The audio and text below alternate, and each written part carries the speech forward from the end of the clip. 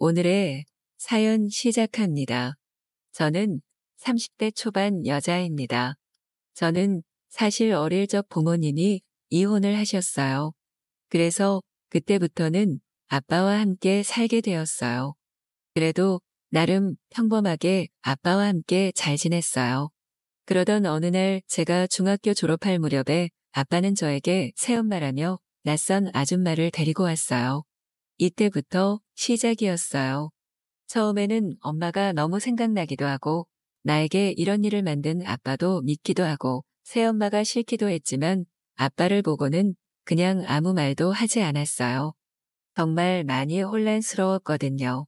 그렇게 같이 지내는 동안 새엄마는 아빠가 없을 때마다 저에게 험한 말도 많이 하고 힘들게 하셨어요. 집안일은 온갖 다 시키고 계속 지적을 했어요. 배고픈데 왜 밥을 안 차리냐고 걸레질을 시키고는 저보고 걸레처럼 지저분하다고도 했었어요. 그래서 정말 저는 항상 집에서 도망치고 싶었어요. 20살이 되면 꼭 집에서 나가서 살아야지. 새엄마랑 같이 안 살 거야. 다신 안 볼 거야 라는 생각을 많이 했어요. 지금도 그때만 생각하면 다시 또 아빠가 미워지곤 해요. 그리고 저를 낳아놓고 버리고 이렇게 저를 힘들게 만든 엄마가 다시는 보고 싶지 않더라고요. 그래서 밤새 잠을 못 잔 적도 많아서 불면증에도 시달리곤 했었어요. 그렇게 저는 금세 커서 20살이 되었고 드디어 나의 결정대로 살 수 있다는 생각에 너무 신이 났습니다. 그러나 과거에 저는 잘못된 선택을 하고 말았어요. 그럴수록 더욱 신중했어야 했는데 그 집에서 있는 게 너무 힘들고 무서웠어요.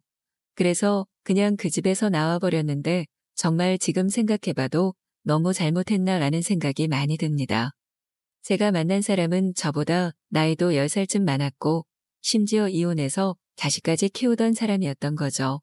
그래서 그때 저는 집을 나가면 자유가 된다는 마음만 너무 앞서 제 자식이 아닌데도 불구하고 아이를 돌봐주겠다고 했죠. 그러나 그 남자의 아이는 마치 저를 보는 것 같았어요. 아빠가 이혼을 하고 새엄마라는 사람을 데리고 오니까 엄마는 나를 낳아준 사람인데 낯선 사람이 엄마라고 하니까 인정하기 싫었나 봐요. 저를 엄마로 잘 대해주지 않고 말도 거침없이 했어요. 그래도 잘해주려고 많이 노력했고 많이 챙겨주고 맛있는 것도 많이 해줬어요. 저도 그랬으니까요. 그래서 그런 건지 그 아이는 처음보다 저한테 잘해주더라고요. 그래도 노력의 결과가 긍정적인 부분으로 나타나서 기분은 좋았어요. 어느 날 그 남자가 다니던 회사에 부도가 나면서 제 인생은 다시 나락에 떨어졌죠. 저는 야간에 알바도 해야 했어요. 그러다 너무 힘들어져서 그렇게 끝을 맺었죠. 혼인신고는 다행히 하지 않았어요. 지금은 시간이 많이 흘러 평범하게 직장을 다니면서 시간을 보내고 있습니다. 이젠 정말 좋은 사람을 만나고 싶어요. 지금은 나이도 먹었고 직장도 어느 정도 있고 정말 좋은 사람 만나서 행복하게 살아보고 싶어요. 그런데 마음 한편으로는 어릴 적 살아온 환경 때문에 사실 조금은 무섭고 두렵다고 해야 하나 그런 부분들이 조금은 있어요. 그러다 보니 더 일하고 노는 일상생활에 빠져 있는 것 같기도 해요. 가끔 친구나 주변에서 너도 이제 좀 남자도 만나고 연애도 하라면서 소개도 시켜주고 그러더라고요. 소개를 받아도 항상 그렇게 마음에 드는 사람은 생각보다 없었어요. 사진이랑 얼굴이랑 조금 다른 경우들도 있고 말투나 성향이 좀 저랑 안 맞는 경우도 많았어요. 물론 제가 아직 마음가짐이 조금 그런 것도 있었겠죠. 그러던 어느 날 회사에 새로운 남자 직원이 들어왔습니다. 팀장님께서는 우리 부서에 새로 들어온 직원이니까 저보고 잘 알려주고 친하게 지내라고 하셨어요. 저는 알겠다고 했고 새로운 직원과 인사를 하고 나이를 물어봤어요. 저보다 4살 많았어요. 나이가 많은데도 저한테 대리님 하면서 항상 일을 배우려고 하는 자세가 참 좋았어요. 그렇게 시간이 흘러 친해지게 되었어요. 어느 날 새로 들어온 후배는 저에게 오늘 일 끝나고 저녁이나 같이 먹자고 이야기했어요. 너무 친해져서 저는 아무렇지 않게 좋다고 같이 먹자고 했죠. 저는 사실 한동안 계속 혼자 지내왔기 때문에 누군가와 같이 밥을 먹을 수 있다는 건 참 좋았어요. 신기하게도 좋아하는 음식 취향도 비슷하고 이야기도 잘 통하고 같이 있으면 참 마음이 편했어요. 그러다가 가볍게 술 한잔을 하게 되었어요. 내일 출근을 해야 하다 보니 몇 잔만 마셔야지 했는데 금세 취해버렸어요. 살짝 취해서 딱 그냥 기분 좋은 그런 상태였어요. 그런데 그 후배가 갑자기 저보고 그러는 거예요. 평소에 말할 때 보면 밝아 보이는 것 같으면서도 속으로 감추고 있는 어둠이 느껴진다고 힘든 일 있냐고 말이죠. 그래서 순간 움찔했어요. 사실 부모님이 어릴 때 이혼을 해서 새 엄마랑 사이가 좋지 않다 보니 상처가 있다고 했어요. 그런데 그 후배가 갑자기 제 옆으로 오더니 제 손을 꼭 잡아주면서 자기가 옆에 있어주겠다는 거예요. 그러면서 갑자기 안아주면서 토닥토닥 해주는 거예요. 순간 눈물도 나고 아픈 마음을 토닥여주니까 기분도 한결 나아지더라고요. 정말 많이 울었던 것 같아요. 그날따라 후배가 왜 이렇게 멋있어 보이던지 다른 사람으로 보이더라고요. 그러면서 더 많이 가까워지게 됐던 것 같아요. 같이 있는 시간도 많아졌어요. 난생 처음 느껴보는 감정이라 조금 어색하기도 했지만 후배의 따뜻함을 잊지 못했죠. 그때부터 저희는 썸을 타게 되었고 밖에서는 편하게 부르고 있어요. 이제는 같이 카페도 가고 영화도 보고 바다도 보러 가고 그러고 있어요. 같이 있는 시간이 많아질수록 놓기가 싫어졌어요. 그리고 함께하고 싶어졌어요. 이젠 저도 정말 그가 좋아졌다는 확신이 들었어요. 어느 날 바닷가에 놀러 가자고 했습니다. 그래서 같이 드라이브하면서 떠났습니다. 오후에 도착해서 차에서 내려 구경을 하고 즐거운 시간을 보냈습니다. 저녁에 와인 한 잔만 하자고 했어요. 그는 좋다고 했고 여기 유명한 곳이 있다길래 그곳으로 가자고 했어요. 저는 그곳에 가면 그래도 분위기 좋은 곳에서 우리 이제 연애하자고 조심스레 이야기해 보려고 했어요. 사실 고백도 받아본 적이 없고 고백을 해본 적도 없어서 어떻게 해야 할지 잘 몰랐어요.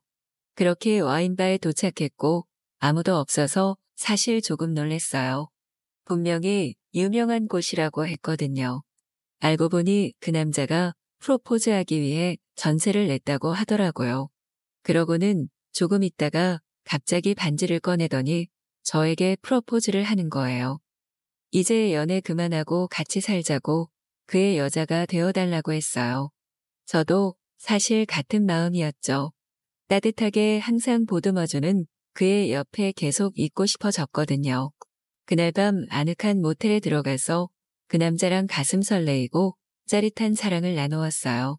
밤새 안아주고 사랑을 하면서 좋은 꿈을 꾸었어요. 그렇게 저희는 그렇게 행복한 결혼을 앞둔 예비 신랑 신부가 되었답니다.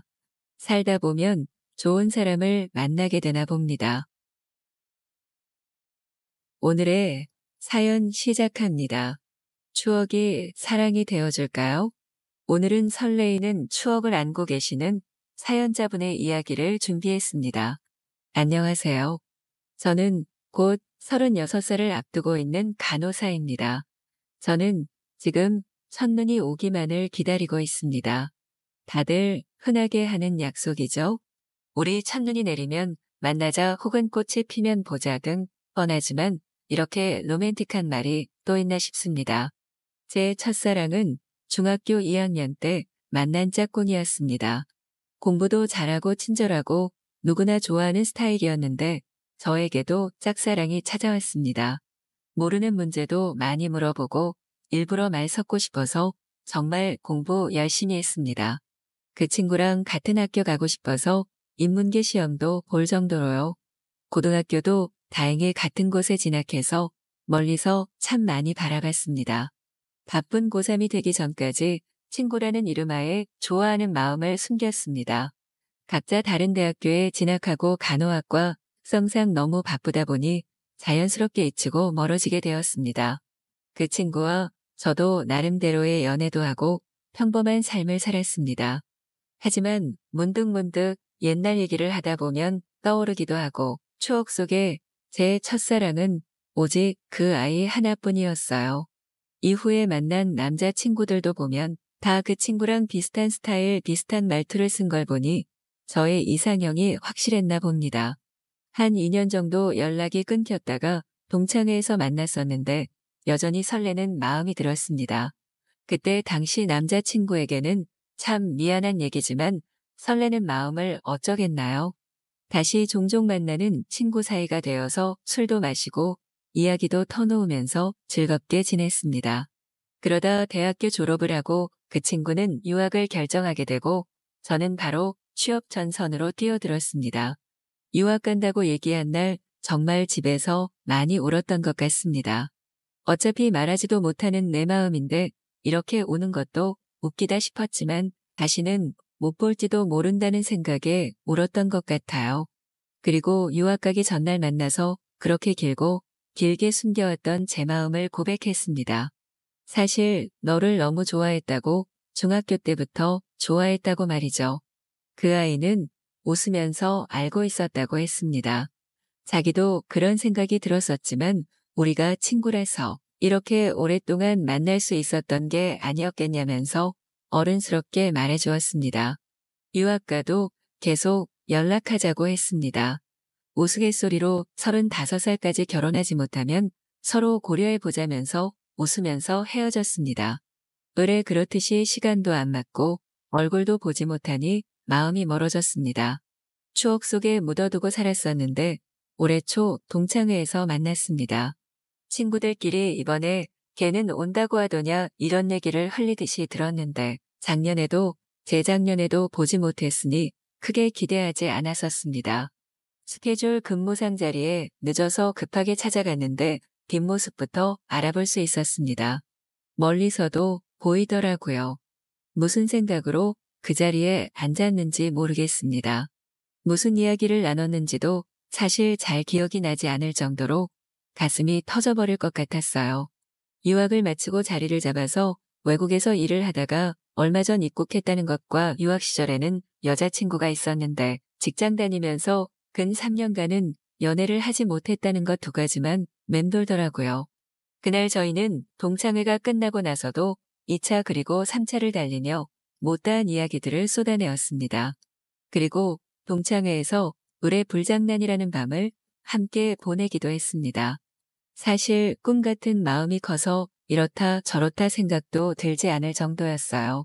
그 이후에 다시 멀어질 줄 알았는데 연락이 와서 밥도 같이 먹었습니다. 커피도 먹고 한국에 들어와서 살 집이라면서 집에 초대도 해주었습니다. 한두 달 정도 만나다 보니 우리가 무슨 사이인 건지 애매한 기분이 들더라고요.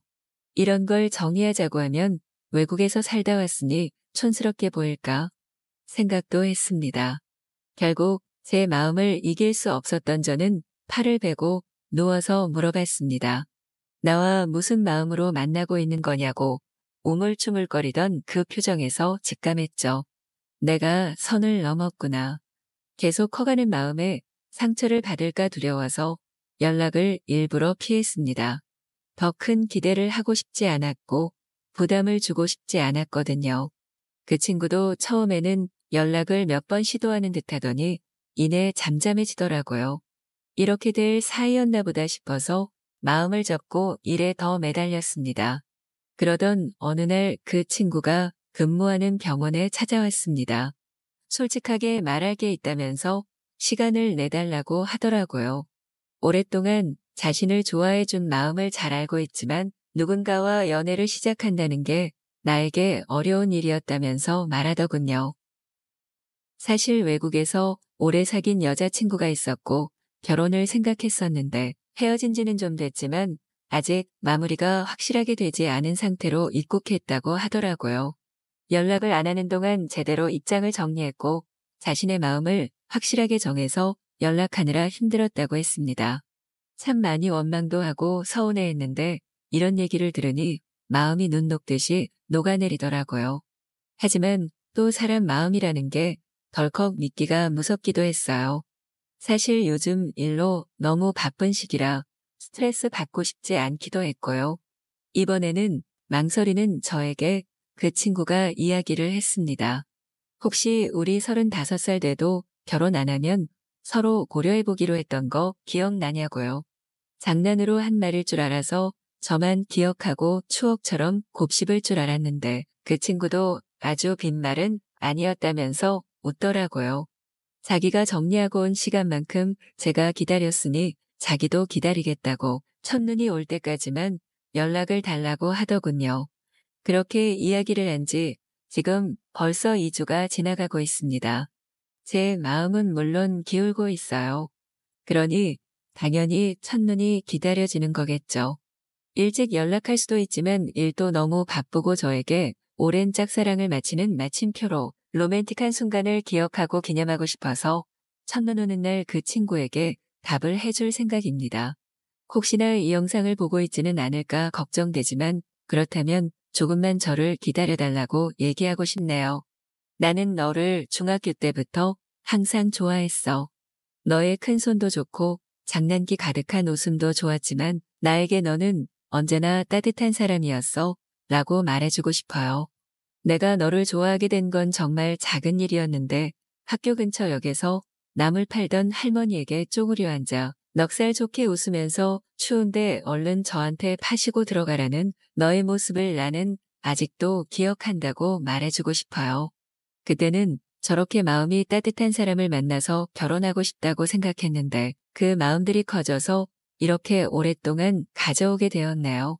어린 마음으로 좋아했던 중고등학생 시절을 지나 너를 떠나보냈던 대학생 그리고 길고 긴 사회인의 날들을 거쳐서 이제야 우리가 함께할 수 있게 됐다니 너무 신기해요. 첫눈 오는 날 멀리 돌아온 만큼 늦게나마 서로의 마음을 알아본 만큼 내년 봄에는 더 따뜻하게 보내고 싶어요. 오늘의 사연 시작합니다. 안녕하세요. 저는 28살의 미용사예요. 제가 남자친구를 사귀게 된 지 얼마 되지 않았는데 만나게 된 과정이 너무 재미있어서 그 이야기를 들려드리려고 해요. 미용실에서 일하다 보면 정말 다양한 분들을 만나게 돼요. 남녀노소 할 거 없이 성격도 외모도 취향도 다양한 분들을 만나면 재미도 있지만 피곤하게 느껴질 때도 있죠. 그날은 평일 오전이어서 주로 여성 손님들이 많을 시간대였어요. 그런데 유독 눈에 띄는 한 남자 손님이 커트를 잘하는 미용사를 찾으시더라고요.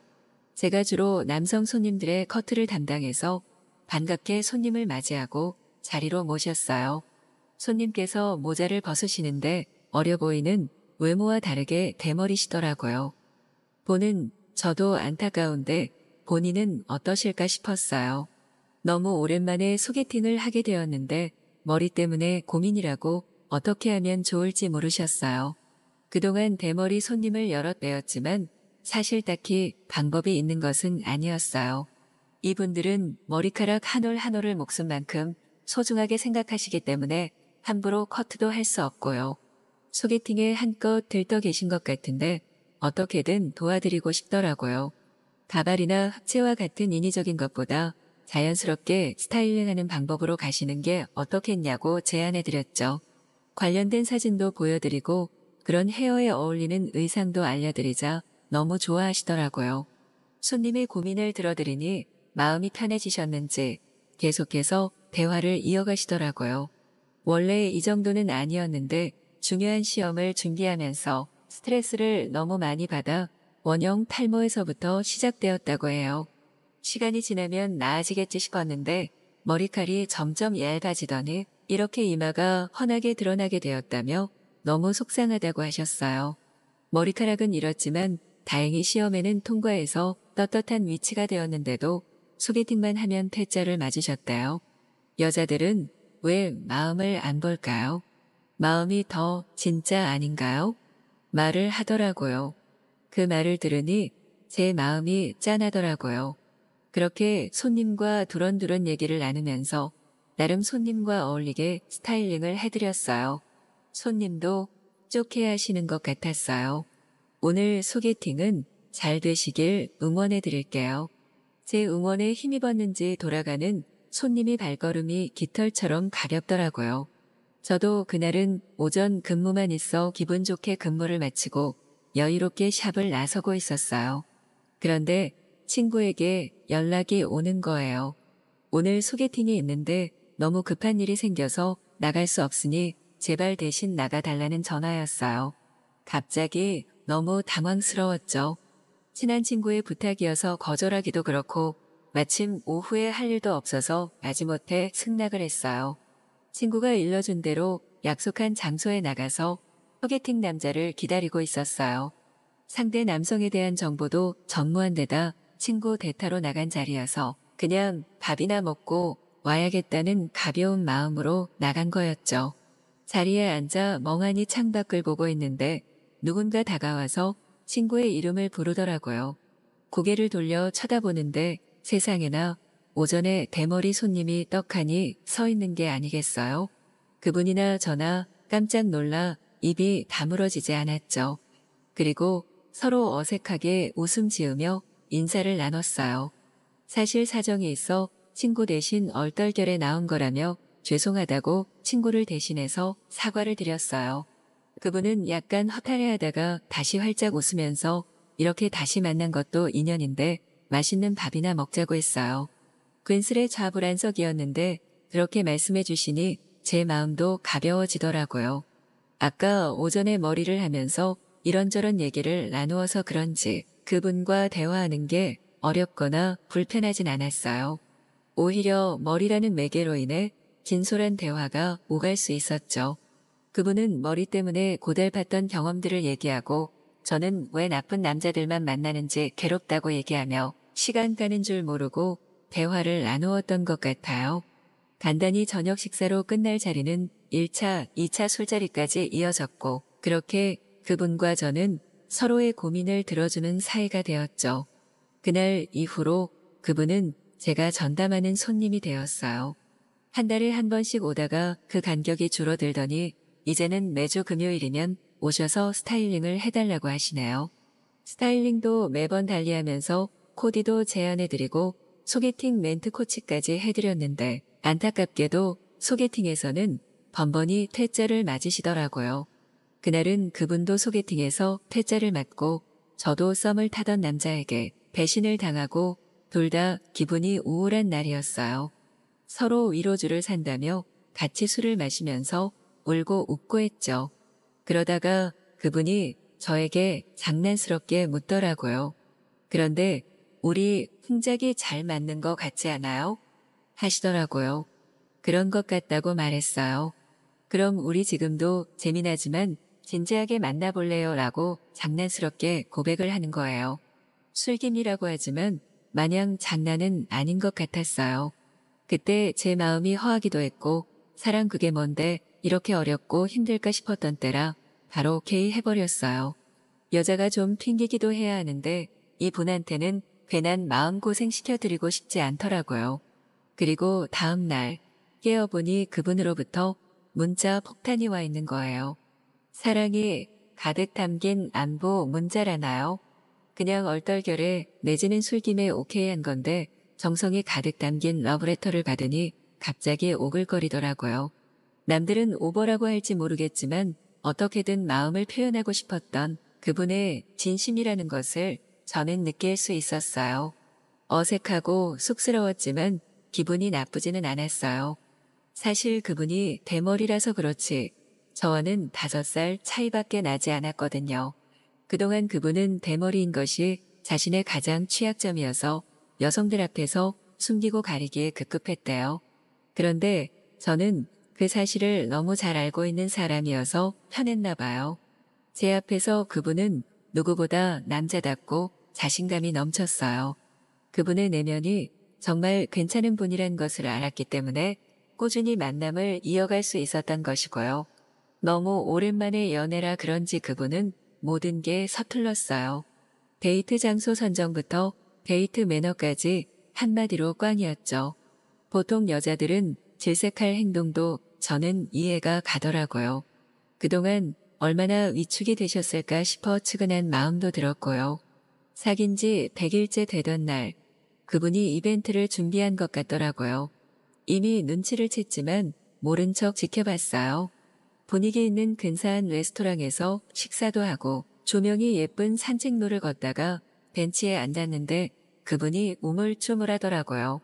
입맞춤을 하고 싶은데 고민하는구나 싶어서 제가 먼저 용기 내서 입맞춤을 해버렸어요.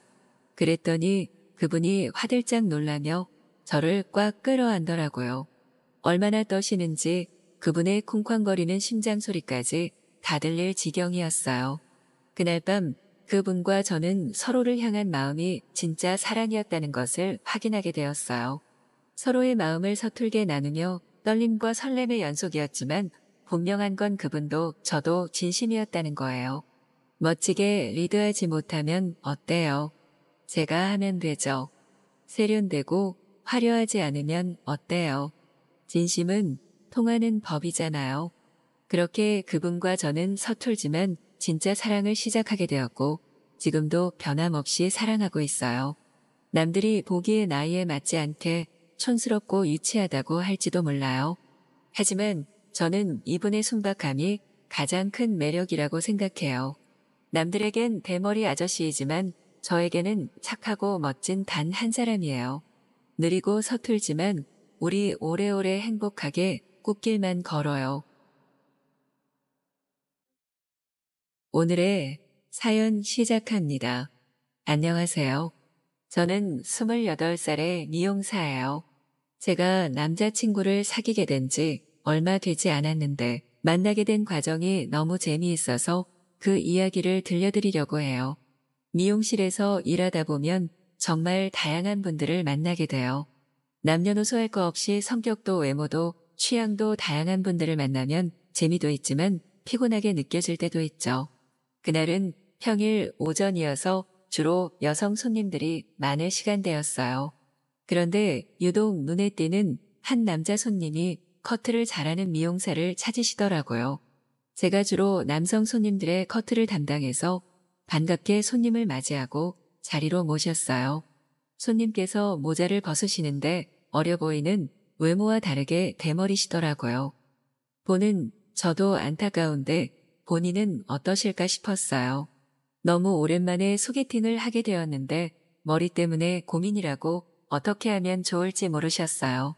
그동안 대머리 손님을 여럿 뵈었지만 사실 딱히 방법이 있는 것은 아니었어요. 이분들은 머리카락 한 올 한 올을 목숨만큼 소중하게 생각하시기 때문에 함부로 커트도 할 수 없고요. 소개팅에 한껏 들떠 계신 것 같은데 어떻게든 도와드리고 싶더라고요. 가발이나 흑채와 같은 인위적인 것보다 자연스럽게 스타일링하는 방법으로 가시는 게 어떻겠냐고 제안해드렸죠. 관련된 사진도 보여드리고 그런 헤어에 어울리는 의상도 알려드리자 너무 좋아하시더라고요. 손님의 고민을 들어드리니 마음이 편해지셨는지 계속해서 대화를 이어가시더라고요. 원래 이 정도는 아니었는데 중요한 시험을 준비하면서 스트레스를 너무 많이 받아 원형 탈모에서부터 시작되었다고 해요. 시간이 지나면 나아지겠지 싶었는데 머리칼이 점점 얇아지더니 이렇게 이마가 훤하게 드러나게 되었다며 너무 속상하다고 하셨어요. 머리카락은 잃었지만 다행히 시험에는 통과해서 떳떳한 위치가 되었는데도 소개팅만 하면 패자를 맞으셨대요. 여자들은 왜 마음을 안 볼까요? 마음이 더 진짜 아닌가요? 말을 하더라고요. 그 말을 들으니 제 마음이 짠하더라고요. 그렇게 손님과 두런두런 얘기를 나누면서 나름 손님과 어울리게 스타일링을 해드렸어요. 손님도 흡족해 하시는 것 같았어요. 오늘 소개팅은 잘 되시길 응원해 드릴게요. 제 응원에 힘입었는지 돌아가는 손님의 발걸음이 깃털처럼 가볍더라고요. 저도 그날은 오전 근무만 있어 기분 좋게 근무를 마치고 여유롭게 샵을 나서고 있었어요. 그런데 친구에게 연락이 오는 거예요. 오늘 소개팅이 있는데 너무 급한 일이 생겨서 나갈 수 없으니 제발 대신 나가달라는 전화였어요. 갑자기 너무 당황스러웠죠. 친한 친구의 부탁이어서 거절하기도 그렇고 마침 오후에 할 일도 없어서 마지못해 승낙을 했어요. 친구가 일러준 대로 약속한 장소에 나가서 소개팅 남자를 기다리고 있었어요. 상대 남성에 대한 정보도 전무한 데다 친구 대타로 나간 자리여서 그냥 밥이나 먹고 와야겠다는 가벼운 마음으로 나간 거였죠. 자리에 앉아 멍하니 창밖을 보고 있는데 누군가 다가와서 친구의 이름을 부르더라고요. 고개를 돌려 쳐다보는데 세상에나 오전에 대머리 손님이 떡하니 서 있는 게 아니겠어요? 그분이나 저나 깜짝 놀라 입이 다물어지지 않았죠. 그리고 서로 어색하게 웃음 지으며 인사를 나눴어요. 사실 사정이 있어 친구 대신 얼떨결에 나온 거라며 죄송하다고 친구를 대신해서 사과를 드렸어요. 그분은 약간 허탈해하다가 다시 활짝 웃으면서 이렇게 다시 만난 것도 인연인데 맛있는 밥이나 먹자고 했어요. 괜스레 좌불안석이었는데 그렇게 말씀해 주시니 제 마음도 가벼워지더라고요. 아까 오전에 머리를 하면서 이런저런 얘기를 나누어서 그런지 그분과 대화하는 게 어렵거나 불편하진 않았어요. 오히려 머리라는 매개로 인해 진솔한 대화가 오갈 수 있었죠. 그분은 머리 때문에 고달팠던 경험들을 얘기하고 저는 왜 나쁜 남자들만 만나는지 괴롭다고 얘기하며 시간 가는 줄 모르고 대화를 나누었던 것 같아요. 간단히 저녁 식사로 끝날 자리는 1차, 2차 술자리까지 이어졌고 그렇게 그분과 저는 서로의 고민을 들어주는 사이가 되었죠. 그날 이후로 그분은 제가 전담하는 손님이 되었어요. 한 달에 한 번씩 오다가 그 간격이 줄어들더니 이제는 매주 금요일이면 오셔서 스타일링을 해달라고 하시네요. 스타일링도 매번 달리하면서 코디도 제안해드리고 소개팅 멘트 코치까지 해드렸는데 안타깝게도 소개팅에서는 번번이 퇴짜를 맞으시더라고요. 그날은 그분도 소개팅에서 퇴짜를 맞고 저도 썸을 타던 남자에게 배신을 당하고 둘 다 기분이 우울한 날이었어요. 서로 위로주를 산다며 같이 술을 마시면서 울고 웃고 했죠. 그러다가 그분이 저에게 장난스럽게 묻더라고요. 그런데 우리 풍작이 잘 맞는 거 같지 않아요? 하시더라고요. 그런 것 같다고 말했어요. 그럼 우리 지금도 재미나지만 진지하게 만나볼래요? 라고 장난스럽게 고백을 하는 거예요. 술김이라고 하지만 마냥 장난은 아닌 것 같았어요. 그때 제 마음이 허하기도 했고 사랑 그게 뭔데 이렇게 어렵고 힘들까 싶었던 때라 바로 오케이 해버렸어요. 여자가 좀 튕기기도 해야 하는데 이분한테는 괜한 마음고생 시켜드리고 싶지 않더라고요. 그리고 다음 날 깨어보니 그분으로부터 문자 폭탄이 와 있는 거예요. 사랑이 가득 담긴 안부 문자라나요? 그냥 얼떨결에 내지는 술김에 오케이 한 건데 정성이 가득 담긴 러브레터를 받으니 갑자기 오글거리더라고요. 남들은 오버라고 할지 모르겠지만 어떻게든 마음을 표현하고 싶었던 그분의 진심이라는 것을 저는 느낄 수 있었어요. 어색하고 쑥스러웠지만 기분이 나쁘지는 않았어요. 사실 그분이 대머리라서 그렇지 저와는 5살 차이밖에 나지 않았거든요. 그동안 그분은 대머리인 것이 자신의 가장 취약점이어서 여성들 앞에서 숨기고 가리기에 급급했대요. 그런데 저는 그 사실을 너무 잘 알고 있는 사람이어서 편했나 봐요. 제 앞에서 그분은 누구보다 남자답고 자신감이 넘쳤어요. 그분의 내면이 정말 괜찮은 분이란 것을 알았기 때문에 꾸준히 만남을 이어갈 수 있었던 것이고요. 너무 오랜만에 연애라 그런지 그분은 모든 게 서툴렀어요. 데이트 장소 선정부터 데이트 매너까지 한마디로 꽝이었죠. 보통 여자들은 질색할 행동도 저는 이해가 가더라고요. 그동안 얼마나 위축이 되셨을까 싶어 측은한 마음도 들었고요. 사귄 지 100일째 되던 날 그분이 이벤트를 준비한 것 같더라고요. 이미 눈치를 챘지만 모른 척 지켜봤어요. 분위기 있는 근사한 레스토랑에서 식사도 하고 조명이 예쁜 산책로를 걷다가 벤치에 앉았는데 그분이 우물쭈물하더라고요. 입맞춤을 하고 싶은데 고민하는구나 싶어서 제가 먼저 용기 내서 입맞춤을 해버렸어요. 그랬더니 그분이 화들짝 놀라며 저를 꽉 끌어안더라고요. 얼마나 떠시는지 그분의 쿵쾅거리는 심장 소리까지 다 들릴 지경이었어요. 그날 밤 그분과 저는 서로를 향한 마음이 진짜 사랑이었다는 것을 확인하게 되었어요. 서로의 마음을 서툴게 나누며 떨림과 설렘의 연속이었지만 분명한 건 그분도 저도 진심이었다는 거예요. 멋지게 리드하지 못하면 어때요? 제가 하면 되죠. 세련되고 화려하지 않으면 어때요? 진심은 통하는 법이잖아요. 그렇게 그분과 저는 서툴지만 진짜 사랑을 시작하게 되었고 지금도 변함없이 사랑하고 있어요. 남들이 보기에 나이에 맞지 않게 촌스럽고 유치하다고 할지도 몰라요. 하지만 저는 이분의 순박함이 가장 큰 매력이라고 생각해요. 남들에겐 대머리 아저씨이지만 저에게는 착하고 멋진 단 한 사람이에요. 느리고 서툴지만 우리 오래오래 행복하게 꽃길만 걸어요. 오늘의 사연 시작합니다. 안녕하세요. 오늘은 힘든 이혼의 끝자락에서 새로운 인연을 만나게 되신 분의 사연입니다. 요즘 친구들에게 전생에 쌓은 덕이 되돌아오고 있다는 이야기를 듣는 50대 아이들 엄마예요. 제 남편, 아니 이제는 전 남편이죠. 그 사람은 둘째가 태어나기 전부터 새로운 여자와 살림을 차려서 두 집 살림을 해왔어요. 유난스러운 아이들을 키우면서 제 손이 아닌 남의 손에 맡길 수 없었기에 저는 여자로서의 삶은 포기하고 살아왔어요. 원래 저는 글을 쓰던 사람이었는데 집중할 수 없으니 당연히 글은 쓸 수 없었어요. 첫째를 키우면서 틈틈이 해오던 칼럼이나 교정일도 둘째까지 낳고 나니 기한을 지키기 힘들어져 또 끊겼죠.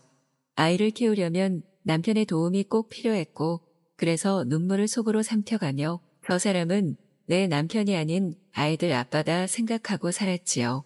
그래도 아이들 앞에서는 내색은 안 하고 바쁜 양반인 것처럼 살더니 성인이 되고 취업을 하며 다들 둥지를 떠나니까 본색이 나타났어요. 노후 자금으로 구입해둔 아파트에서 새 여자와 살림을 차리더라고요. 저보다 15살이나 어린 여자랑 말이죠. 아이들 결혼시킬 때까지만 참자 생각했어요. 근데 어느 날 이혼 서류를 들고 오더니 도장을 찍으라더군요. 어차피 알고 있었지 않냐며 그 여자가 아이를 낳아서 이제는 혼인신고를 해야 한다고 하더라고요. 이렇게 된 거 위자료 받아서 헤어져야겠다 싶어 이혼 전문 변호사를 찾아갔습니다. 엄마가 소일거리로 하시는 가게 단골이시라면서 명함을 주고 가셨다고 하셨어요. 제가 살아온 얘기, 처한 상황들을 이야기하면서 어떻게 이혼을 해야 할지 차근차근 이야기를 나눴어요. 숨기는 재산도 있고 이래저래 돌려놓은 것도 있어서 제대로 분할받고 싶었는데 남편 쪽에서 질질 끌기 시작하더라고요. 비싸고 유명한 변호사라더니 왜 저렇게 오래 끄는 건지 이해가 가지 않았어요. 그런데 이렇게 이혼이 자꾸 미뤄지니까 계속 변호사님 뵈러 다니는 것도 너무 힘들고 적당한 선에서 합의를 해야 하나 걱정도 많이 했어요. 이제 그만하고 싶다고 적당히 합의하고 저는 제 인생 찾고 싶다고 하니까 변호사님이 절대 그럴 수 없다면서 조금만 힘내보자고 하시더라고요. 열심히 해주신 변호사님 덕분에 저는 정당한 재산 분할을 받고 이혼을 마무리할 수 있었어요. 앞으로 해야 할 일도 막막하고 아이들은 키워야 하니 엄마와 함께 살면서 가게를 하나 하기로 했어요. 원래 하시던 반찬 가게를 좀 늘려서 식당 겸 반찬도 판매하는 곳으로요. 딸까지 학세해서 배달도 하고 참 열심히 했어요. 단골도 많고 유동인구도 제법 되는 터라서 장사도 아주 잘 되고 좋았어요. 변호사님도 꾸준히 오셔서 자주 뵐 수 있었는데 이야기를 트고 하다 보니 참 좋은 분이시더라고요. 바쁘신 것 같아서 제가 틈틈이 도시락처럼 싸서 드리면서 감사의 마음을 전했답니다. 어느 날 변호사님이 낯선 남자분과 같이 오셨길래 혹시 같이 일하시는 분이냐고 여쭈니까 사촌형이라고 하시더라고요. 외국에서 오래 사업하시다가 한국에 들어오셨는데 가족도 없고 법적으로 자문받을 일들도 제법 있고 그래서 근처에 집을 하나 구매하셨다고 했어요. 그 이후로 사촌형님께서 부쩍 저희 가게를 많이 찾아주시더라고요. 단골 손님이시니 잘해드리고 같이 도시락도 잘 챙겨드렸는데 어느 날 갑자기 저한테 언제 끝나냐고 물어보시는 거예요. 왜 그러시냐고 했더니 시간 되면 커피 한잔 하자고 하셔서 당황스럽지만 좋다고 이야기했습니다. 이야기를 나눠보니 참 좋은 분이시더라고요. 좋은 일도 많이 하시고 성정도 바르시고 멋진 분이라는 생각이 들었습니다. 좋은 친구가 될 수 있겠다 싶어서 서로 커피나 밥도 먹고 시간도 보내고 운동도 하게 되면서 더 가까워졌어요. 저녁에는 수영도 같이 다니니까 같이 볼 시간도 많아지더라고요. 참 멋진 분이라는 생각을 많이 하기는 했지만 저는 얼마 전 이혼도 했고 그분은 과분한 분이라고 생각해서 친구 정도면 충분하다고 생각했어요. 서로 고민도 털어놓고 저녁이면 맥주 한잔하며 많은 대화들을 나눴습니다. 그러던 어느 날 제 손을 덥석 잡으시더니 저와 더 깊은 사이로 발전하고 싶으시다고 하셨어요. 당황스럽기도 하고 고맙기도 한 마음에 저는 이혼한 지 얼마 되지 않아서 좀 걱정이라고 말씀드리니 괜찮다고 하시더라고요. 외국에 와이프가 있었는데 성격 차이로 결별하고 혼자 오랫동안 살아오셨는데 이렇게 따뜻하게 해준 사람은 제가 처음이라나요? 속 깊은 이야기를 터놓고 말을 나눴는데 그분도 와이프의 외도로 많은 아픔을 겪으셨더라고요. 애잔하고 동질감이 들어서 말없이 안아드렸더니 저를 꽉 안으시더니 입을 맞추셨어요. 그리고 정말 오랜만에 열정적인 사랑을 나누었답니다. 서로 함께한 몸이 되면서 우정이 아니라 사랑이라는 생각을 하게 되었어요. 친구 같은 애매한 사이였는데 그날 이후 저는 그 사람의 집에 제 물건들을 하나둘씩 가져다 놓기 시작했습니다. 다정한 사람이라는 건 알았지만 애교도 많고 솔직한 데다가 책임감 있는 모습에 다시는 남자를 믿지 못할 줄 알았는데 마음이 갔어요. 아무래도 서로 신뢰라는 것이 얼마나 중요한지 알다 보니 굳이 말하지 않아도 서로의 마음을 확인시켜주려고 하는 부분이 잘 맞는 것 같아요. 무엇보다 대화가 너무 잘 통합니다. 이렇게 많은 대화를 지루하지 않게 할 수 있는 사람은 정말 오랜만에 만나는 것 같아요. 남자로서뿐만 아니라 그냥 사람과 사람으로서 함께함이 너무 편안하고 좋았어요. 엄마도 제가 새로운 사람을 만나니까 너무 좋아하시더라고요. 사람도 좋아 보인다면서요. 항상 제가 사랑받고 있음을 알게 해주시는 분이라서 너무 좋았어요. 여자로서의 삶을 찾으니까 다들 얼굴도 좋아 보인다고 만나는 사람마다 칭찬을 해주더라고요. 그렇게 쭉 만남을 이어오다가 올해 초에 프로포즈 받았어요. 저와 함께 여생을 보내고 싶다고요. 회사 때문에 다시 외국으로 돌아가야 하는데 제가 같이 가주기를 바라더군요. 제 아이들도 저의 사랑을 응원해주고 저도 그분을 따라가고 싶은 마음이 앞서서 그러기로 했습니다. 거창하게 결혼식을 다시 올릴 건 없고 간단하게 가족끼리 식사자리 나갔고 사진 정도만 남기기로 했어요. 올해가 지나고 봄이 오게 되면 출국하는데 마음이 참 설레고 두렵고 그렇네요. 다들 저에게 똥차 가고 벤츠 온다더니 벤츠가 아니라 리무진이 왔다면서 너무들 좋은 이야기를 해주세요. 아이들도 애아빠 생각은 전혀 하지 않고 제 앞날의 행복을 빌어주고 응원해줍니다. 제 이혼을 담당해 주셨던 서방님도 이제 제 남편이 될 그 사람에게 제가 좋은 사람인 것 같다고 얘기를 많이 해줬더라고요. 이렇게 인연을 만나게 해주고 참 세상이 신기한 것 같아요. 안 좋은 일을 겪으신 분들도 저처럼 좋은 일이 찾아올 거라는 이야기를 하고 싶어 이렇게 사연을 보냅니다. 모든 분들에겐 또 다른 나의 짝이 지구 어딘가에 있을 거라는 사실을 잊지 마세요. 오늘의 사연 시작합니다. 안녕하세요. 요즘 고민이 많은 50대 중반 남성입니다. 어쩌다가 저에게 이런 일이 일어났는지 골치가 정말 아프네요. 제 가장 큰 고민은 회사 후배의 와이프입니다. 매일같이 만나고 싶다고 연락을 해오는데 정말이지 어떻게 해야 할지 모르겠습니다. 눈 딱 감고 몇 번 만나서 몸정 나누었는데 계속 무섭게 집착을 해대니 이걸 어떻게 떼어내야 할지 아니면 그냥 만나야 할지 싶네요. 제가 다니는 회사는 작은 중소기업입니다. 중소기업이라고 하더라도 사무실에 앉아있는 사람은 몇안돼요. 대부분 생산직이고 이래저래 사람들도 많이 바뀌는 곳이라서 사무실에 딱 자리 잡고 앉아있는 사람은 손가락 개수 조금 넘네요. 그래서 돈독한 가족 같은 회사의 분위기를 강조하면서 회식이 잦은 편입니다. 코로나 이전에는 워크숍도 참 많이 갔는데 아무래도 코로나 때 인원 감축도 좀 하고 재택근무도 좀 하면서 상황이 바뀌었죠. 작년 여름부터 정상적으로 모두 출근을 하게 되었는데 생각보다 회사가 매출이 올라가면서 사람을 급히 뽑게 되었습니다. 절반은 회사를 10년 이상 다닌 골수 직원들이고 절반은 새로운 사람들이라서 눈코 뜰 새 없이 일을 맞춰가서 이제 안정화가 되었네요. 신년맞이로 대표님이 다 같이 워크숍을 가면 좋겠다 하시더군요. 매출도 많이 올랐고 좋은 펜션 하나 빌려서 부부 동반으로 같이 하자고 하셨습니다. 바다도 보이고 수영장도 있고 족구장도 있는 큰 펜션을 아예 통째로 빌리게 되었네요. 각각 가족마다 크게 방도 대여해주고 다들 가정이 있는 사람들이라 일이 수월하게 진행되었습니다.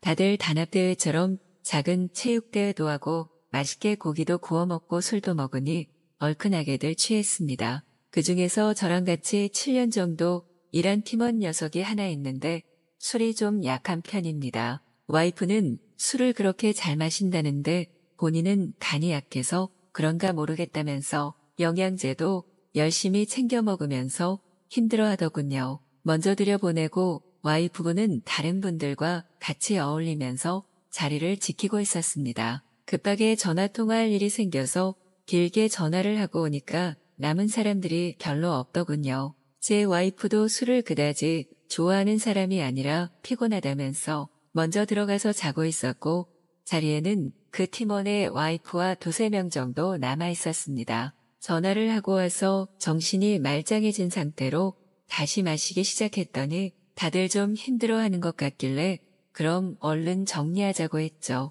그냥 치우라고 두고 들어갈까 했는데 다들 상태도 안 좋고 음식물이나 당장 치워야 할 것들만 좀 치우자 해서 도왔습니다. 나머지 두세 명도 자리에 들어가고 하다 보니 저랑 그 팀원의 와이프 딱 둘만 남게 되었습니다. 분주하게 움직이면서 치우던 와중에 혹시 괜찮으시면 자기랑 술을 한 잔 더 하자고 하는 겁니다. 술이 많이 고프신 건지 아니면 뭐 남편에 대해 잘 부탁한다고 이야기하고 싶은 건지 모르겠지만 그래도 나름 챙기는 팀원이라 그러자고 했습니다. 결혼하신 지는 5년 정도 되었는데 결혼식이랑 회식하다 술자리가 길어져 어쩌다 하게 된 집들이 이후로는 처음 뵙는 거였죠. 홀짝홀짝 마시는데 약간 눈빛이 풀린 것 같아서 이걸 어떻게 하나 싶었는데 갑자기 막 말을 하시더군요. 팀원이 40대 후반, 와이프분은 40대 초반인데 아이가 아직 없습니다. 자기들이 어린 나이에 결혼한 것도 아니라서 아이를 가지려고 많이 노력했다. 근데 잘 안 들어서더라 집에서는 다들 제 탓만 한다고요. 그래서 결혼하고 1년 정도부터 꾸준히 시험관을 하다가 코로나 때 잠시 조용해지더니 다시 괜찮아지니까 계속 시험관을 부추긴답니다. 너무 아프고 힘들고 솔직히 나이도 나이인지라 그냥 포기하고 안 하고 싶은데 시댁에서는 그렇지 않은 것 같다고 하네요. 참 고생이다 싶은 게 저도 와이프가 다낭 성난소 증후군 때문에 시험관을 했던 케이스입니다. 첫째는 시험관으로 가졌고 둘째는 뒤늦게 8년 있다가 자연으로 갖게 되어서 다들 축복이라고들 많이 했죠.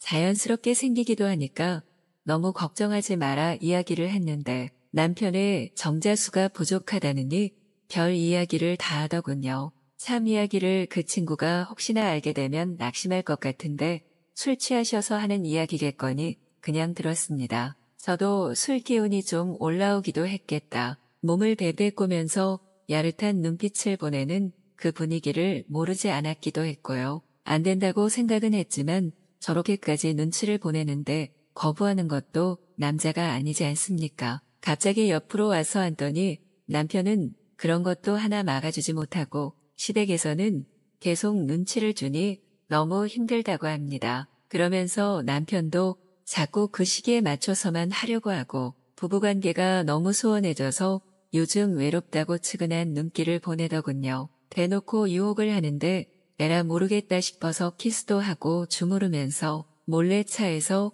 뜨거운 시간을 갖게 되었습니다. 그러고 나서 아침에도 저를 보면서 배시시 웃는데 하룻밤에 불장난인 줄 알았던 게 아니었던 겁니다. 남편 핸드폰에서 찾았다고 하면서 낯선 번호로 연락이어서 받아보니 그 와이프분이더군요. 너무 좋았다면서 또 만나고 싶다고 해서 불끈불끈한 마음에 몇 번 만났습니다. 술자리도 갔고 잠자리도 갔고 그냥 그러다가 말겠거니 생각했던 게 문제였습니다. 갈수록 더 적극적이고 대범한 걸 원하더니 어느 날은 자기 남편 야근시키고 놀러오라더군요. 이건 진짜 아니다 싶어서 거리를 두려고 했습니다. 그냥 좀 가볍게 만나는 거면 모를까. 이렇게까지 가슴 졸이면서 만날 사이도 아니고요. 그냥 가끔 가다가 만나서 서로 외로움이나 달래주는 사이였다면 딱 좋았을 것을 선을 잡고 넘으려고 하시더라고요. 처음에는 그런 적극적인 모습에서 매력을 많이 느꼈습니다. 나이도 그렇지만 와이프와는 오랜 연애 후에 결혼을 하게 돼서 그런지 와이프의 갱년기 이후에 부부관계가 소원했거든요. 원래도 그렇게 적극적이고 먼저 유혹하는 스타일이 아니라 제가 대부분 원해서 하는 편이 훨씬 많았고요. 그러다 보니 여자가 이렇게까지 대놓고 들이대는데 제가 매력적으로 느끼지 않을 수 있나요? 뜨겁게 잠자리 몇 번 갔고 그냥 어쩌다 가끔 만나는 사이가 될 줄 알았건만 점점 원하는 횟수가 많아집니다. 남편이 그동안 안아주지 않아서 그렇다고 하는데 정말 곤란하고 이제는 부담스럽습니다. 만나면 집에 안 보내주려고 하는 것도 불편하고 팀원이 말하길 요즘 와이프가 늦게 들어오고 아이도 안 가지려고 한다는 고민을 들어서 그런지 더 마음이 불편합니다. 남편이 너를 많이 사랑한다.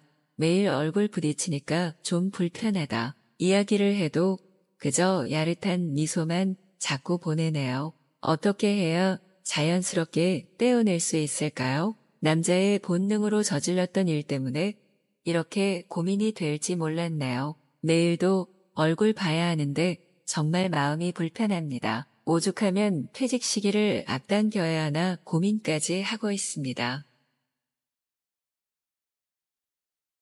오늘의 사연 시작합니다. 안녕하세요. 살면서 이런 일을 겪게 될 줄은 정말 상상도 해본 적이 없어서 사연을 보내게 되었습니다. 저는 바닥을 철거하는 작업을 하는 사람입니다. 거의 상가나 아파트 쪽에서 진행하는 인테리어 할 때 시공하기 위해서 바닥을 철거하게 되잖아요. 저는 바닥을 철거하고 새로 시공될 바닥이 깔릴 예정이니 시공하기 편하게 샌딩까지만 작업하는 일을 하고 있습니다. 바닥 철거는 업체마다 다르지만 빠르면 하루 만에 끝내고 길면 3일 정도 시간이 걸립니다. 그러니 인테리어를 하시는 집주인분께서는 바닥을 철거하고 바닥을 다시 깔고 하는 작업까지 최소 7일 정도는 걸리는데요. 바닥을 철거하는 직업을 제가 10년 가까이 진행해 오면서 별다른 상황이 일어난 적이 없었습니다. 여하튼 여느 때와 같이 바닥 철거 작업을 하려고 예약을 받고 있었는데요.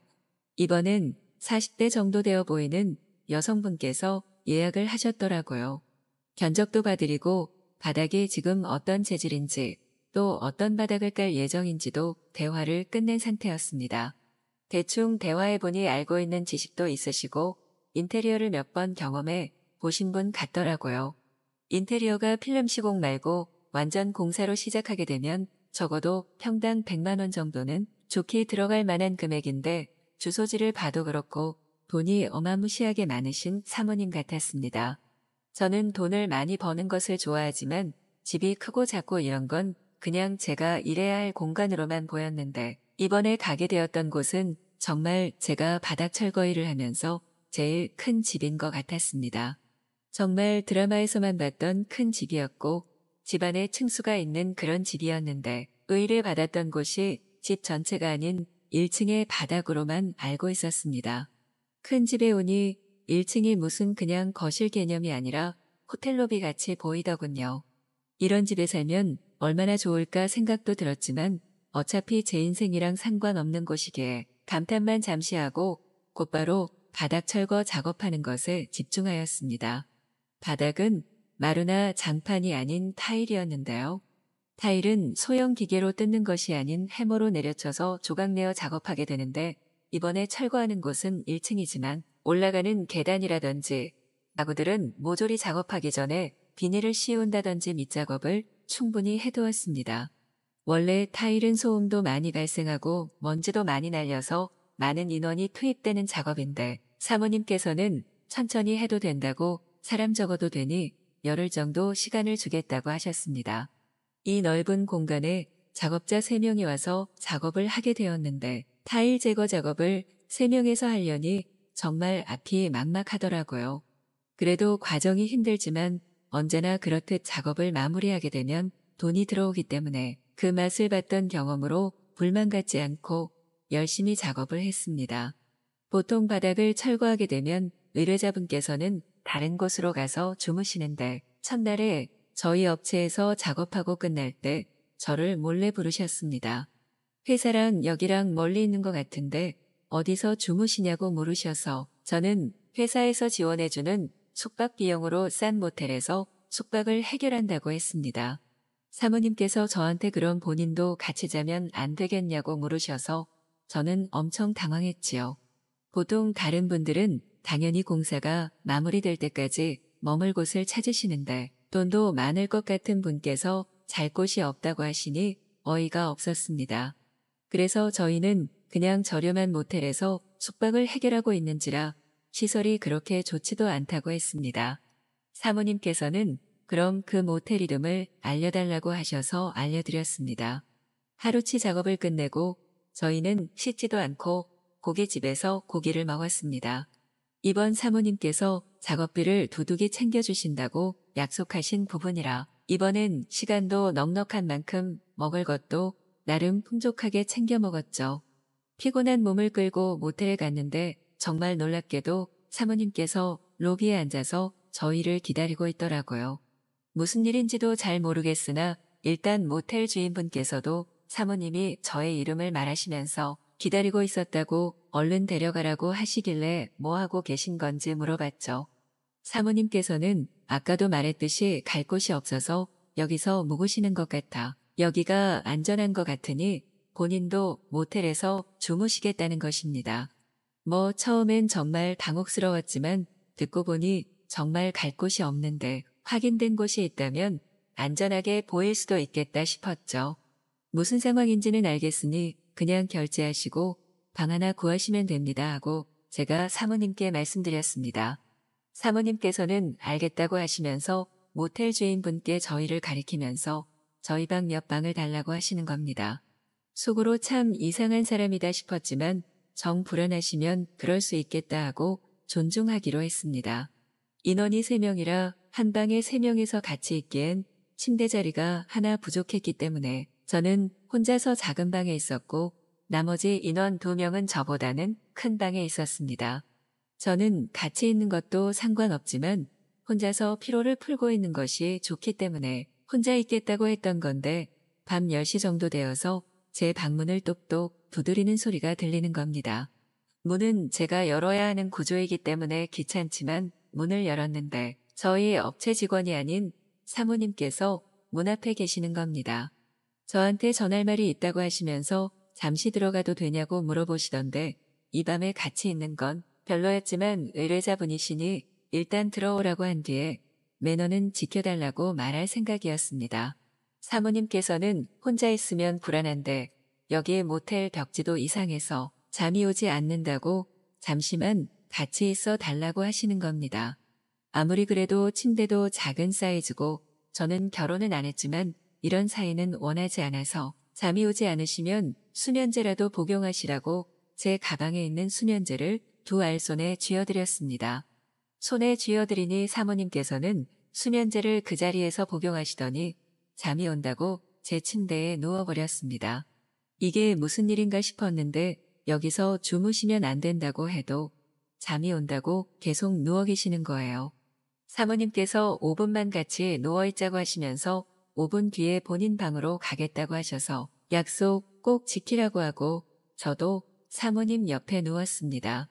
고운 피부결을 잠깐 구경하고 있었는데 사모님께서 어디 보고 있냐고 물어보시고는 갑자기 저에게 키스를 하시는 겁니다. 어째서인지 키스를 하시는 사모님을 제 손으로 뿌리칠 수 있을 힘이 들어가지 않았고 힘이 오히려 풀려버려서 저는 키스가 끝날 때까지 아무것도 하지 못했습니다. 그렇게 사모님과 저는 자연스럽게 아무 말도 안 하고 사랑을 나누게 되었습니다. 사모님은 수면제를 먹었는데도 30분이 지나도 1시간이 지나도 잠을 청하지 않기에 잠이 안 오시냐고 물어보았습니다. 알고 보니 사모님께서는 수면제를 평소에도 많이 복용해서 혼자서 즐기시거나 오늘처럼 남자와 같이 시간을 보내야만 잠이 온다고 하셨습니다. 뭐 이런 사람이 다 있나 싶었지만 즐거운 시간을 보낸 저로서는 그 시간부터 사모님은 이상한 사람이 아닌 반가운 사람이 되었고 저와 사모님은 바닥 철거가 끝날 때까지 늦은 저녁 시간마다 만나서 사랑을 나누게 되었습니다. 오늘의 사연 시작합니다. 안녕하세요. 우연치 않게 이런 유튜브를 알게 되어서 사연들을 쭉 들어보니까 참 재미있더라고요. 누구는 불륜이라고 하고 누구는 로맨스라고 하고 사람마다 다른 거겠죠. 저와 남편에게도 정말 폭풍 같던 시절이 있었는데 지금은 서로를 이해하고 받아들이고 또 배려하면서 살고 있어요. 아이를 낳고 육아하고 맞벌이하고 정말 정신없이 살았던 것 같아요. 애들이 좀 크고 나서는 아무래도 소원해진 사이를 되돌리기 힘들더라고요. 사랑으로 살아간다 이건 좀 지난 것 같아요. 물론 저희 나이가 되도록 사랑하며 사시는 분들 당연히 많겠죠. 근데 그냥 저희는 평범한 부부고 바쁘게 살아왔고 애들은 컸고 서로에게 남자고 여자이기보다는 그냥 애들 아빠로 애들 엄마로 살아왔어요. 중간에 서로에게 조금의 이슈들은 당연히 있었겠죠. 모르겠어요. 딱히 말한 적은 없지만 저도 불장난을 즐긴 적이 있긴 하거든요. 남편도 말은 안 해도 제가 눈치챈 상황들이 종종 있었지만 관계가 깊어지지 않아서 어느 정도 선을 넘으면 다시 돌아오는 것 같았죠. 그러던 저희에게 정말 인생의 처음이자 마지막이라고 맹세한 맞바람 사건이 있었습니다. 처음에는 둘이서 그냥 운동을 같이 시작해보고자 하는 마음일 뿐이었어요. 아이들을 키우고 나서 서로에게 정말이지 그냥 아무런 감정이 들지 않는 느낌이었거든요. 이렇게 계속 살아가야 하나 터놓고 이야기를 했는데 처음에는 부부 상담을 받았었어요. 근데 다 뻔한 말이죠. 뭐 살아가다 보면 다 부부들이 이렇게 된다 등등 그러면서 혹시 취미를 같이 가져보는 건 어떻냐고 하시더라고요. 상담 내용이 다 와닿지는 않았지만 취미를 같이 공유하는 건 재미있겠다 싶었어요. 원래 남편이랑 처음 만난 곳이 학교 동아리였는데 둘 다 등산을 좋아하고 활동하는 걸 좋아하는 편이라 통했던 거였거든요.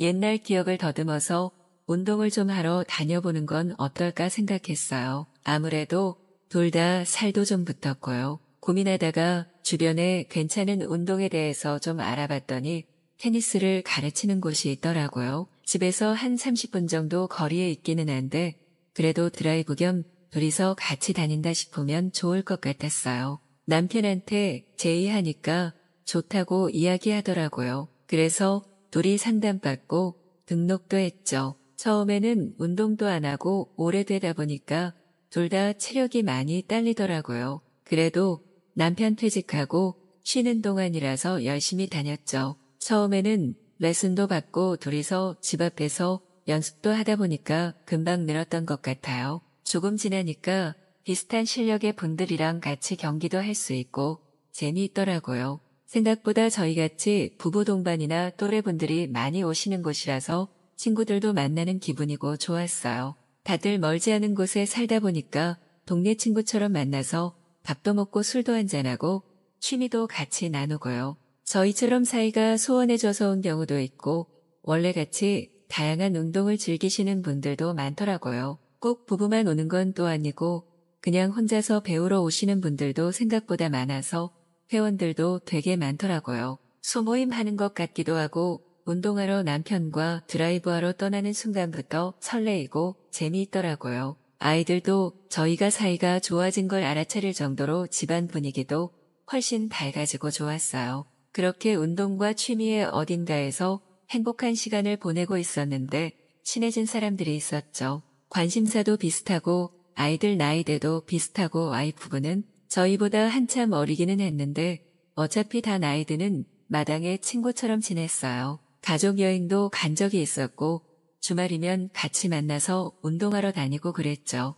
그러다 보니까 서로 모르는 새에 정이 들었나 봐요. 제 시작은 남편이 몸이 아파서 같이 못 간다고 할 때였어요. 며칠간 알아놓을 정도로 크게 감기가 걸렸었거든요. 집에만 있자니 우울해서 그 부부 동생과 전화를 했더니 그럼 자기 남편이 오늘 갈 건데 태워가라고 한다는 거예요. 자기는 친구들 만나러 밖에 나와 있어서 따로 가기로 했다고 저한테 픽업을 해주겠다고 한 거죠. 워낙 사교성도 뛰어나고 모임도 많은 애라서 그런가 보다 생각하고 태워주신다기에 좋다고 했죠. 평소에도 젠틀하고 재미있고 정말 좋은 분이라고 생각했는데 둘이서만 이야기를 나눠보니까 그런 매력이 더 많이 느껴졌어요. 남편은 사회에 찌들어서 약간 염세적인 느낌이 강하거든요. 먼 말만 하면 부정적인 것부터 생각하고 그러니까 대화가 단절된 것도 있었어요. 근데 이분은 약간 긍정적인 에너지가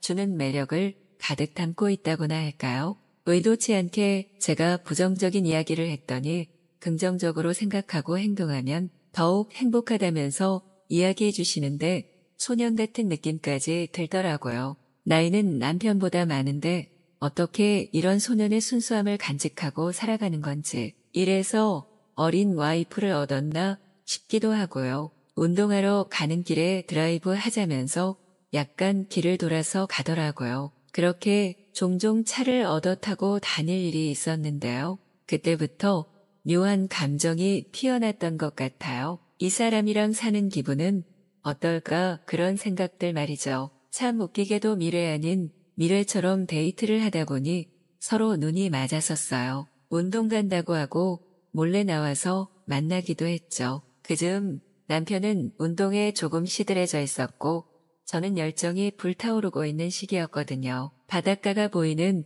모텔에서 뜨거운 미래를 즐기는 날들이 많이 늘어갔습니다. 같이 있으면 이게 불륜이 아니라 그냥 연애를 하는 기분이었어요. 다정하고 친절하고 따뜻한 사람이었거든요. 근데 꼬리가 길면 밟힌다 했던가요? 어느 날 동생이 저를 불러서 여자 탈의실에서 말하길 언니 일 크게 만들고 싶지 않으니 자기 남편을 그만 만나라더군요. 순간 너무 당황스럽고 미안한 감정이 섞여서 그냥 미안하다고 사과하는 것 말고는 할 말이 없었나요? 오히려 일을 크게 벌이지 않고 조용히 말해준 게 너무 고마워서 내가 절대로 그러면 안 되지 생각하고 운동을 안 나가고 그 사람의 연락도 피했어요. 근데 어느 날 다른 회원분이 저한테 전화와서 그날 탈의실에서 이야기를 엿들었는데 사실 할 말이 있다고 하더라고요. 들어보니까 제 남편도 그 동생을 몰래 만나고 있다네요.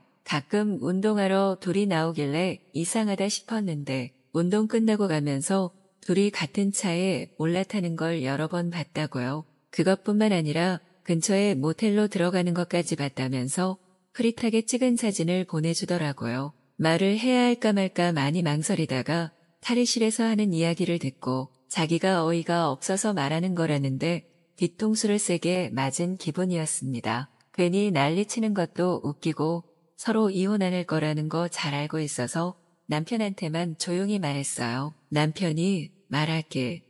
알고 있으니 그만하라고 하더라고요. 그리고 솔직하게 서로의 맞바람 사실을 인정하고 사과하고 가슴속에 묻어두고 살아가자 했어요. 결국 둘 다 잘못한 거니까요. 친구들한테도 창피해서 못했던 이야기를 이렇게 사연으로 보내니까 후련하기도 하고 기분이 참 착잡하네요. 오늘의 사연 시작합니다. 안녕하세요. 친구와 특별한 추억을 함께 나누게 된 분의 사연 소개해 드리겠습니다. 저는 올해로 50대에 접어든 평범한 남자입니다. 그냥 선봐서 적당한 나이에 결혼하고 아들 하나 딸 하나 두고 회사에서 열심히 생활하고 곧 퇴직을 벌써 걱정해야 할 나이이기도 하죠. 저한테는 고등학생 때부터 친한 친구 놈이 하나 있는데 경상도에서 서울로 올라와 적응하지 못했던 친구를 제가 많이 도와줬습니다. 그래서인지 나이가 들어서 지금까지도 크게 문제없이 자주는 못 봐도 쭉 만나고 있습니다. 이 친구는 회사를 젊었을 때 그만두고 장사를 시작했는데 성격이 호탕한 데에 비해서 성실한 녀석이라 금방 자리를 잡았습니다. 저희 아이들을 만나도 잘해주고 와이프에게도 선물을 종종 챙겨줄 정도로 저희 가족이랑 친밀하게 지내는 친구지만 아직 장가는 못 갔습니다. 2번 정도 결혼을 하려고 만난 여자가 있었는데 어쩐 일인지 잘 안 되더군요. 물어봐도 그냥 자기가 일하는데 미쳐서 그렇다면서 훌훌 털어넘기는 친구가 신기했습니다만 외롭지 않고 인생을 잘 즐기고 사는 걸 보니 부럽기도 합니다.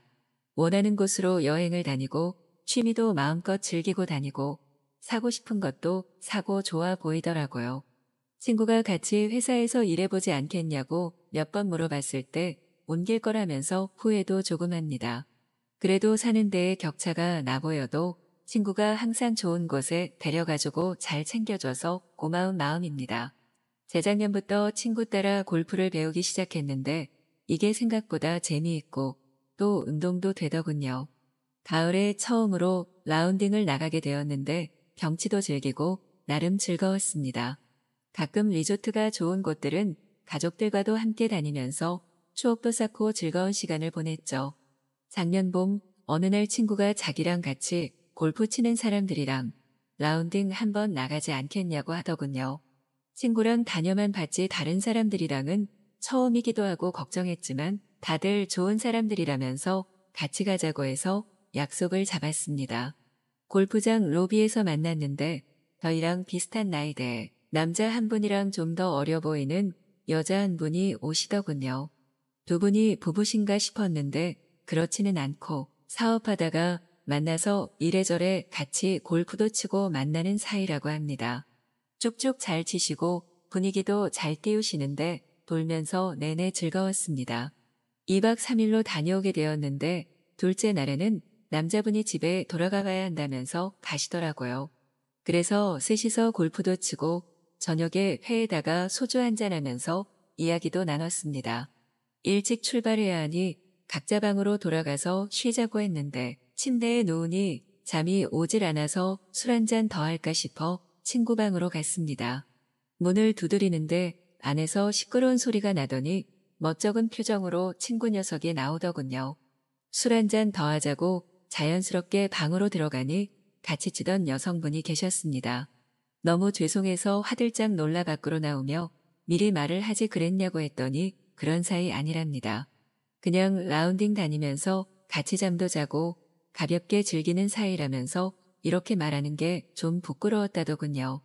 뭐 그런 걸로 걱정하냐 괜찮다 하고 방에 돌아와 혼자 곰곰이 생각을 하다 잠을 자려고 했는데 갑자기 문을 두드리는 소리가 났습니다.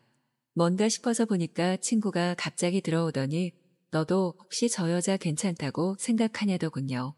몸매도 늘씬하고 서구적으로 섹시한 인상이기는 한데 왜 물어보냐니까 혹시 생각 있냐고 합니다.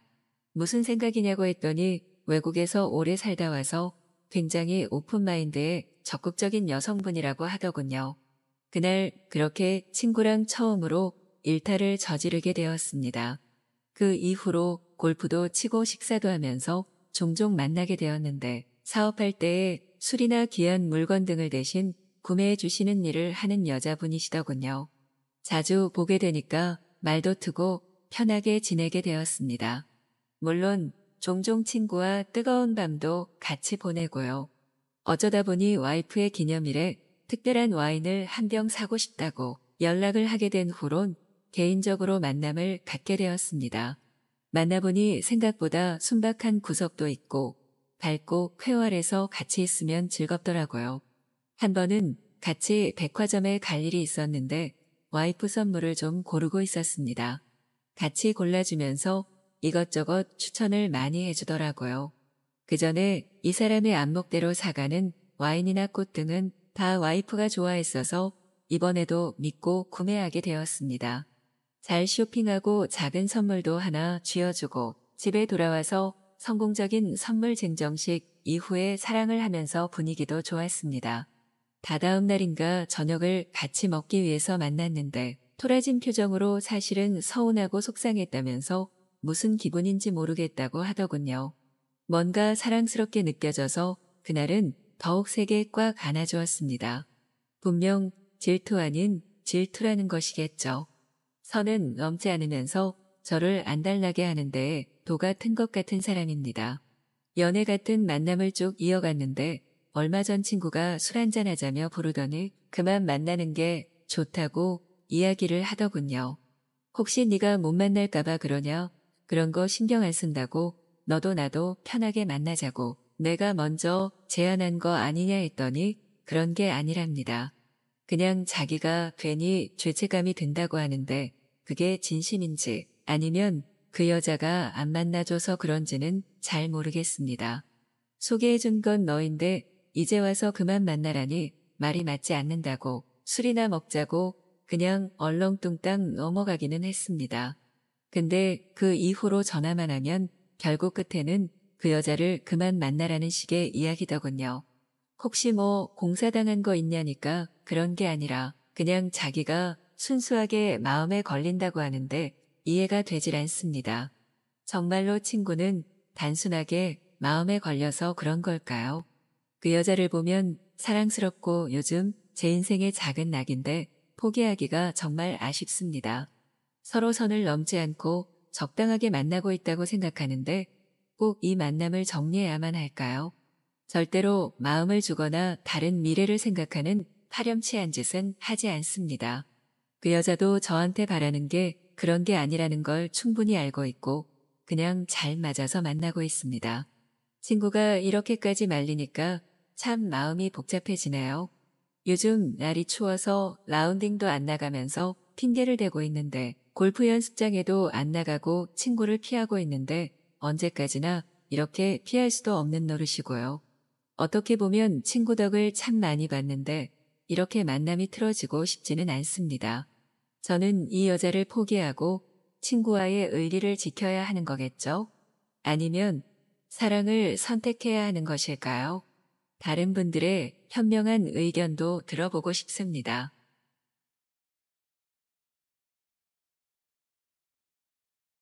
오늘의 사연 시작합니다. 안녕하세요. 여러분 중에 혹시나 지금 혼자인 분이 계시면 계속 혼자 살게 아니라 짝을 찾아보세요. 늙고 초라할지언정 어딘가에 분명 또 다른 내 짝이 존재하니까요. 얼마 전에 깡통 전세로 사기까지 당하고 남편은 갑자기 심근경색으로 세상을 떠나고 하나밖에 없는 자식은지 혼자 잘 살겠다고 미국으로 시집갔고 이렇듯 나이 56살에 혼자 남은 내가 너무나도 힘이 들고 외로웠어요. 되는 일도 하나도 없고 중년을 넘어 이제는 곧 노후도 찾아오는데 왠지 노후가 쓸쓸하고 외로울 것 같다는 생각이 들었답니다. 정말 왜 이렇게 되는 게 없고 안 좋은 일만 생기는지 살고 싶은 생각도 안 들고 모든 게 다 안 좋은 기운으로 흘러간다는 생각이 들더라고요. 그때 문득 돌아가신 친정 아버지가 하셨던 말이 떠올랐어요. 조상님을 잘 모셔야 한다며 추석이나 설날이나 명절이 있는 날은 물론 성묘도 자주 가서 벌초도 자주 해야 한다고 저한테 신신당부를 했었죠. 그래야 집안에 복이 깃든다는 소리였어요. 하지만 전 그동안 시집 와서 살고 있으니 시댁에 관련된 것만 제 일이었고 친정 쪽 일은 아무것도 몰랐죠. 어떻게 흘러가는지조차 알 턱이 없었어요. 하지만 요즘 들어서 자꾸만 돌아가신 아버지가 했던 그 말이 자꾸 거슬리는 거예요. 딸 하나 낳으셨던 부모님이신지라 친정 부모님에게도 자식이라고는 저 하나였죠. 그래서 만약에 조상님에게 차례를 지낸다면 제가 직접 해야만 했답니다. 차례를 지낼 만한 사람이 이제는 집에 아무도 없으니까요. 저는 차례나 제사 같은 걸 지지하는 성향은 아니지만 왠지 요새 너무 되는 게 없다 보니 돌아가신 친정 아버지 말도 생각나고 안 되겠다 생각하여 차례를 지내기로 했답니다. 그런데 그것보다 우선 먼저가 벌초 같다는 생각이 들었어요.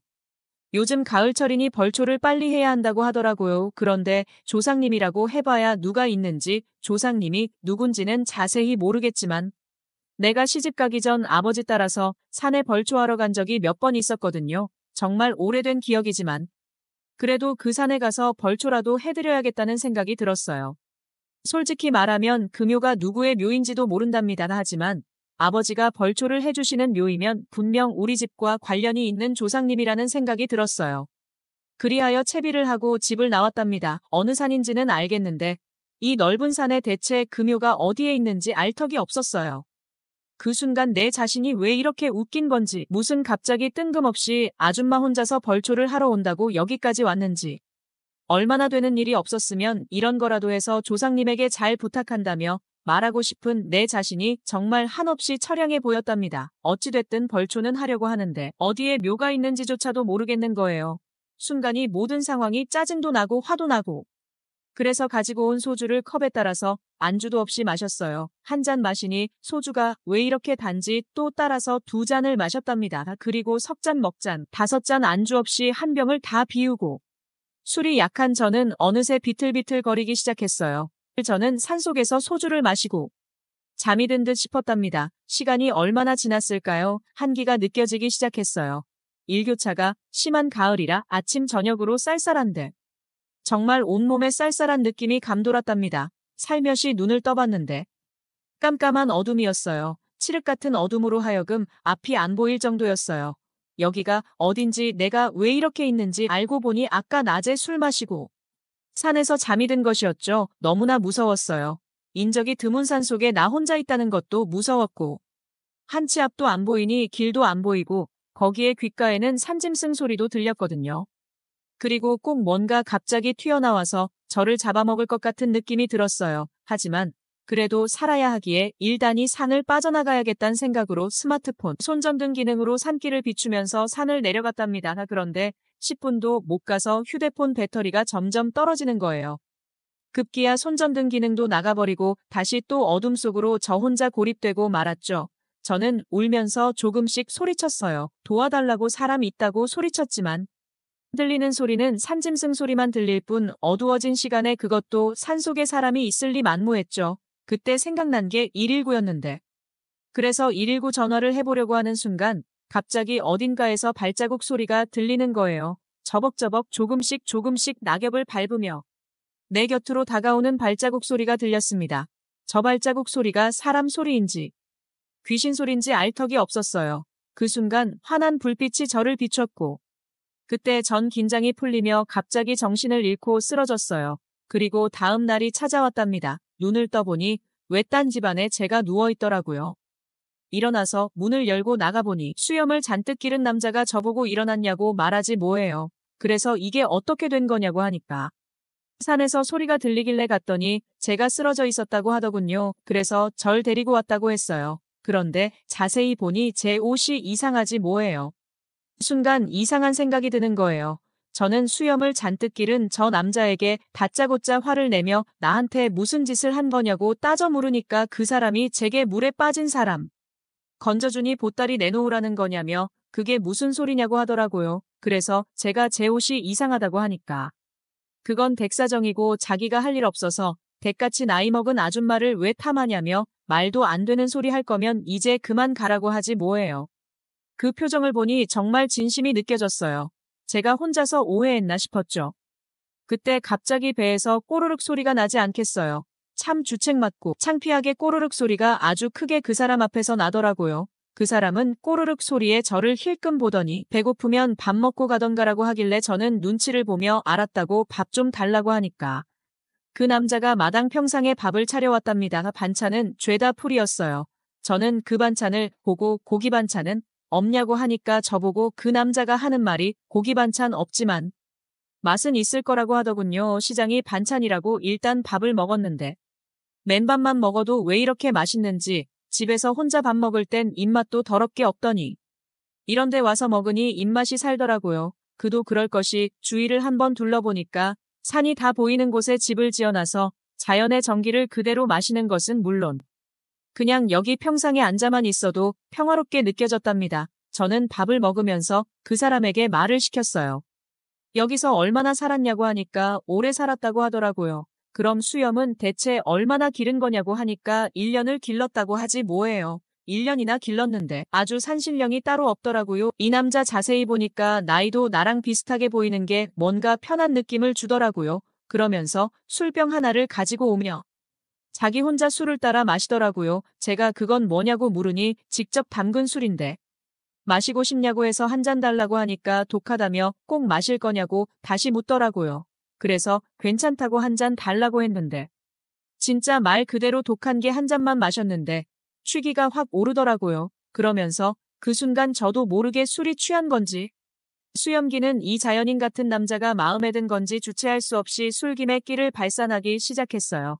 나이 56살에 말이죠. 그러자 이 남자는 제가 부담스러웠는지 이제 그만 돌아가라고 하지 뭐예요. 밥을 다 먹고 비틀비틀거리며 집으로 돌아가려고 하는데 몸을 가누지 못하다가 결국엔 돌부리에 걸려 쓰러지려는 찰나 그 남자가 저를 갑자기 부축해줬어요. 그리고 제 눈빛은 그 남자를 보며 이글이글 타올랐죠. 그렇게 술 한 잔에 정신을 잃은 것 같았어요. 눈을 떠보니 다시 또 그 집안이었어요. 그리고 시간은 어느덧 다음 날 새벽이었죠. 이 집에서 어느덧 이틀 밤을 머물고 있던 거랍니다. 시간을 보니 새벽 2시였고 나 혼자 이 방에서 자기가 왜 이렇게 싫었는지 저는 방문을 열고 다른 방으로 갔답니다. 솔직히 까슬까슬한 수염은 너무나 싫다가도 길게 뻗은 수염은 왜 이렇게 부드러운지 너무나 포근하게 다가오더라고요. 저는 어느 순간 이 남자가 좋아졌어요. 그리고 사랑하게 됐답니다. 하지만 내일이면 다시 돌아가야 할 운명이었죠. 아침이 되었고 눈을 떠보니 그 방 안에 저 혼자 덩그러니 누워있더라고요. 문을 열고 나가보니까 그 남자가 건장한 모습으로 장작을 패지 않겠어요. 그 모습이 또 왜 이렇게 멋있어 보이는지. 콩깍지가 씌인 건 만약 이틀 사이에 반한 것 같았죠. 하지만 그 남자도 제가 싫지 않은 느낌이었어요. 모든 걸 돌이켜보니까 내가 여기까지 온 것도 어쩌면 그동안 안 좋은 일이 생겼기 때문이라는 생각이 들더군요. 이 남자를 만나기 위해서 내가 여기 온 건가 싶었어요. 사람 운명이라는 게 참 신기하면서 사람 인생이라는 게 참 나도 모르게 흘러간다는 느낌을 받았답니다. 그 뒤로 어떻게 됐냐고요. 산속 자연인 같은 그 남자와 그 집에서 백년해로 하며 행복하게 잘 살고 있답니다. 힘든 시련도 많았지만 돌이켜보니 뜻이 있는 곳에 길이 있다는 걸 새삼 느끼게 되네요. 아무튼 간에 지금 어찌나 기분이 좋은지 이 기분은 말로 설명할 수도 없답니다. 모두들 저처럼 중년과 노년의 나이에도 좋은 짝 만나시길 바랄게요. 오늘의 사연 여기까지입니다. 구독, 좋아요로 응원해주세요.